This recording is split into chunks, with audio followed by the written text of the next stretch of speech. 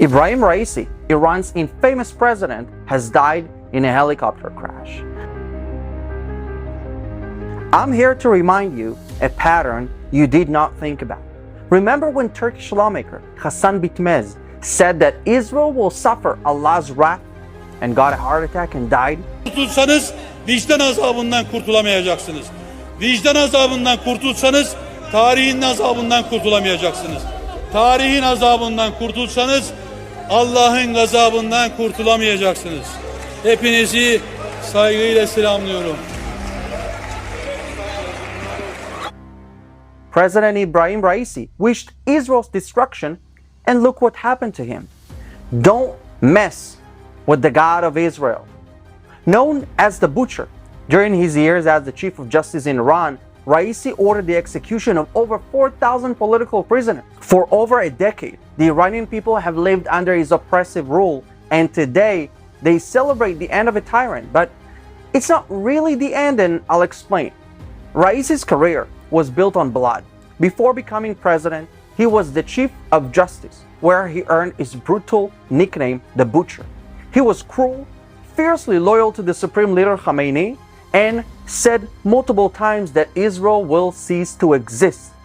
Well, guess who ceased to exist first? The crash occurred near Peretz Gan, 100 kilometers northeast of Tabriz. Raisi was accompanied by key figures: the foreign minister of Iran, the representative of the supreme leader in East Azerbaijan province, and the governor of East Azerbaijan province. According to Iranian law, new elections must be held within 50 days. But of course, when we say elections, we don't mean elections, because there is no democracy in Iran and the vote of the people means nothing.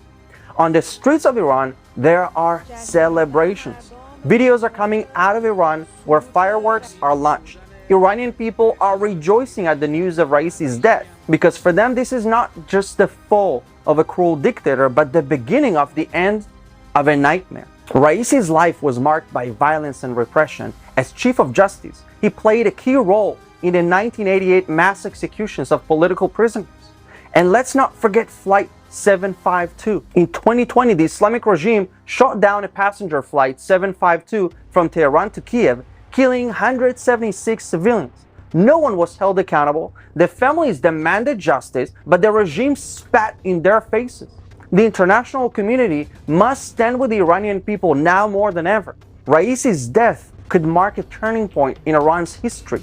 This is a chance for the people to reclaim their freedom from the oppressive grip of the Islamic Republic. Now, as always, pro-regime activists are already conspiring and blaming Israel for the crash online, and this could mean escalation, because if the Islamic regime will officially blame Israel as well, then it could probably affect the situation with the war in the north. Now, the reason I'm saying this is because Iran's leadership, the regime's leadership, has a history of using external enemies to unite the country and distract from internal issues.